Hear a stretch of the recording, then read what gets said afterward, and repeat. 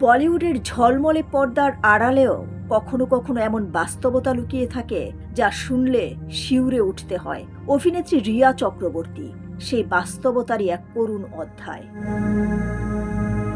2020 সালের জুন মাসে অভিনেতা সুশান্ত সিং রাজপুতের রহস্যজনক মৃত্যুর পর মুহূর্তেই বদলে যায় রিয়ার জীবন। ভালোবাসার মানুষকে হারানোর শোক সামলানোর আগেই তাকে মুখোমুখি হতে হয় একের পর এক অভিযোগ, তদন্ত আর বিতর্কের। মামলার জেরে গ্রেপ্তারও হতে হয় রিয়াকে। প্রায় 1 মাস কাটাতে হয় সংশোধনাগারে। সম্প্রতি রিয়া এক সাক্ষাৎকারে জানান, জেল থেকে ফেরার পর বাইরে বেরোতে ভয় লাগত। দরজা খুললেই কোনো পুরুষ দেখলে হাত পা কাঁপত। এক অদ্ভুত অনুভূতি যা এখনো কাটেনি।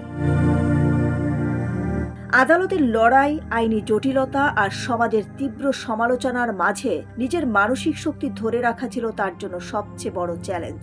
দীর্ঘ 9 বছরের আইনি লড়াইয়ের পর তবে সব বাধা পেরিয়ে আবার নতুন করে জীবন শুরু করার চেষ্টা করছেন রিয়া। অভিনয় ও ব্যক্তিগত জীবনে ধীরে ধীরে ফিরছেন স্বাভাবিক ছন্দে। বলিউডের এই আলো ঝলমলে জগতের আড়ালেও লুকিয়ে থাকে কঠিন বাস্তবতার গল্প। রিয়া যেন তারই উদাহরণ।